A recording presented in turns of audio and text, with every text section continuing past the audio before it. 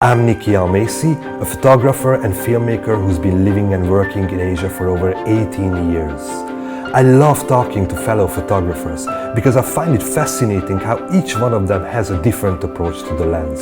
I just love listening to them and learn from them.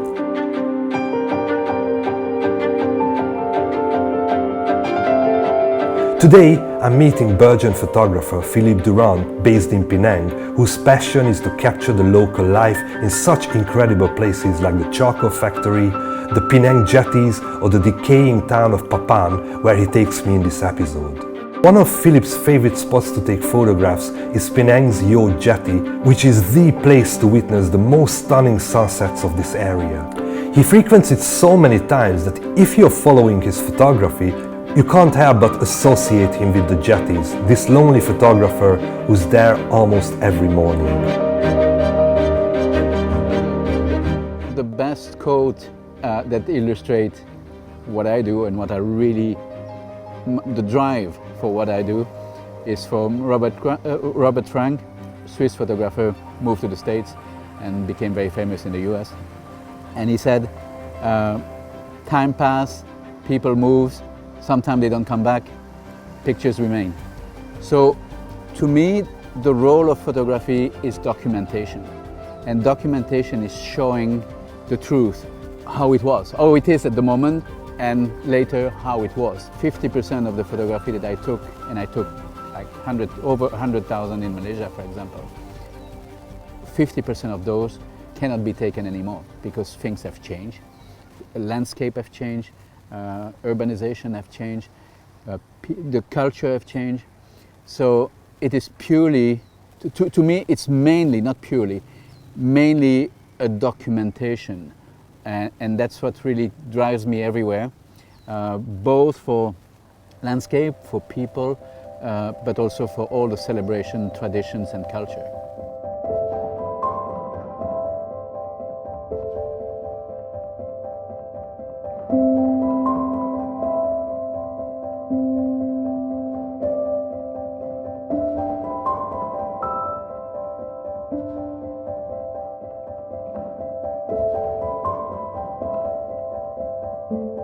Well, there's several reasons for that, for coming to the jetties. First of all, whenever I come to the island, I live on the mainland, which is just across over there. And whatever I come for, I have to come very early because of the traffic, to beat the traffic, to cross the bridge whenever there's not too much traffic. So that's the first reason to come here early morning. Second reason, to me, the Klang Jetty is probably the best view of what a Penang heritage is. It has, aside from two jetties that turns commercial, all the other 5 jetties have remained what they used to be 100 years ago. The life in the jetties, the people, the condition of the houses.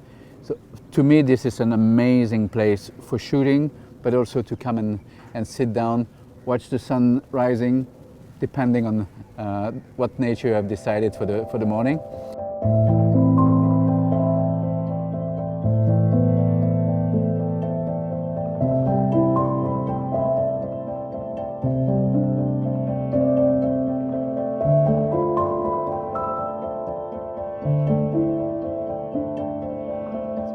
So every time I come to the island, I come to the jetties, and people say, oh, you shoot the same thing again. But for me, it's never the same thing. When you do documentary photography, you need to know the place and go back and understand better, know better, see better. About half of Philippe's photography is processed in monochrome. So I ask him what decisions he needs to make to translate his images into black and white.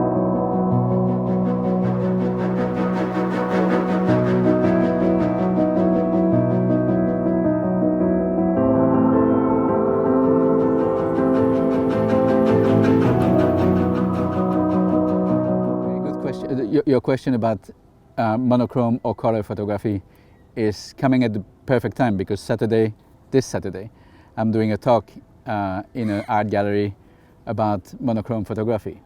And for that, I have asked 10 photographers in in Malaysia and in the world. I mean, I have friends in Ireland, for example, and I took some reference from Salgado in Brazil. And talking about the choice between color photography and monochrome or black and white is very, very interesting. And I had the views of all those people, and my views, especially for portrait, I shoot in color. I don't shoot monochrome. Many do. I don't. I shoot in color. Then I post-process in black and white. What I feel brings more. What would be the best? Bring more truth and soul to the. Again, I'm talking about soul to the photos.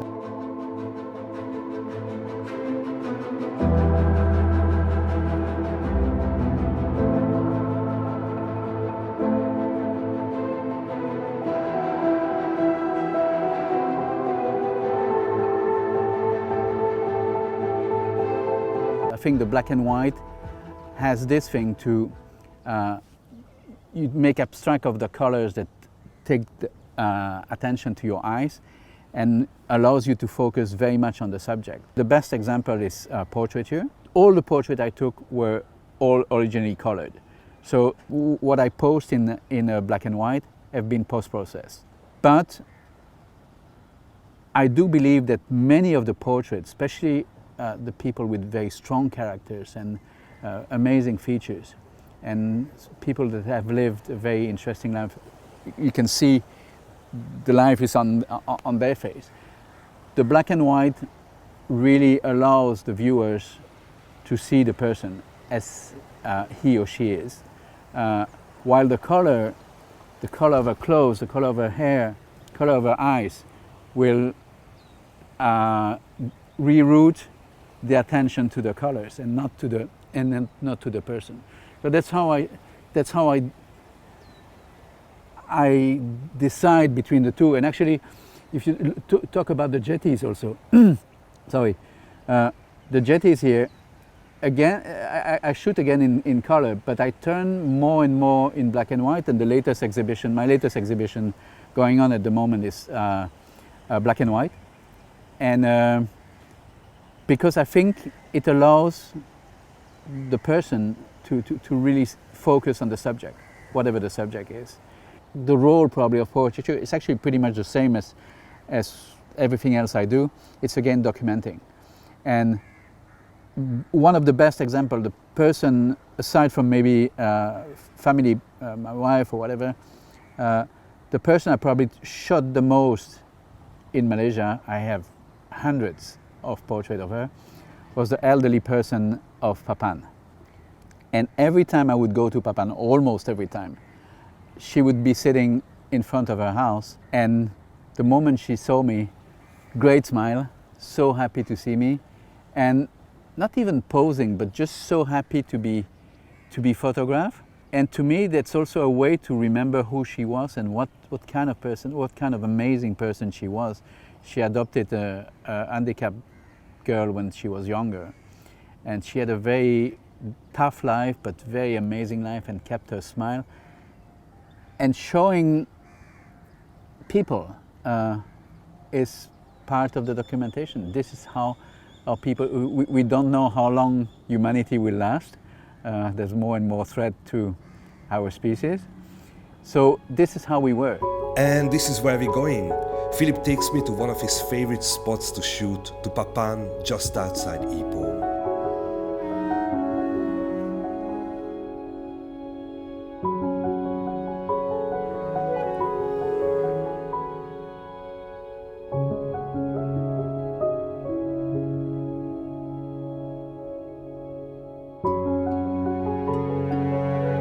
All right, here we are in Papan now, after talking about it in Penang.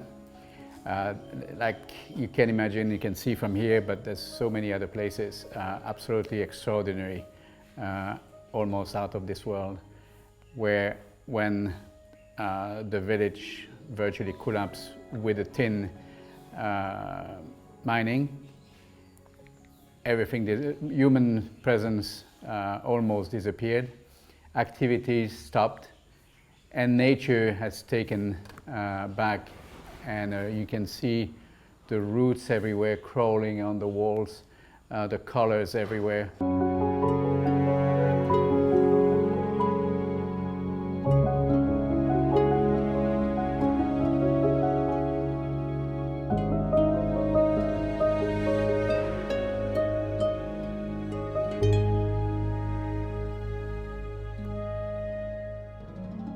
So we are here in one of the shop houses that was abandoned like 30 years ago. And you can see all around a spectacular nature, a blend of color extraordinary. Yes, and I'll show you a few more places around later. But yes, this is absolutely incredible. And this is my 172nd visit now with Uniki.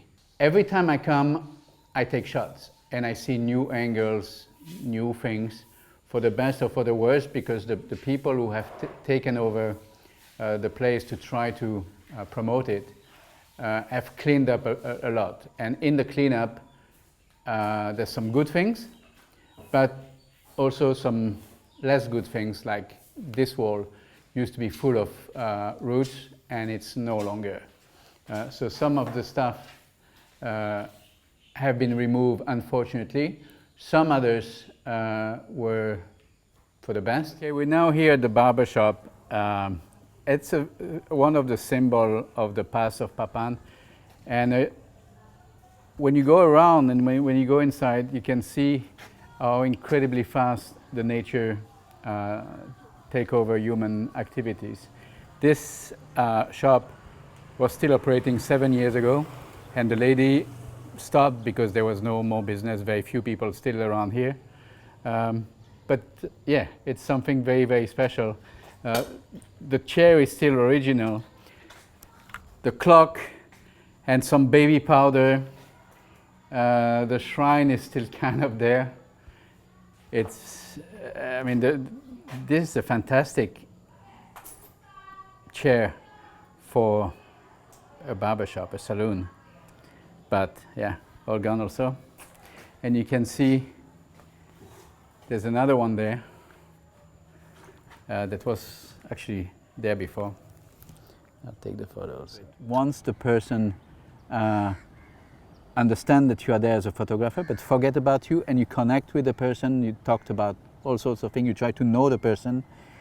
And as you have seen, now I decided to do 25 portraits taken in Malaysia and post one at a time on my Facebook. But it's not just a photo. I put them in context, and I say who the person is, what the person have done, what kind of person she is, or he is, as long as I know. I mean, I know most people I shoot, I would say.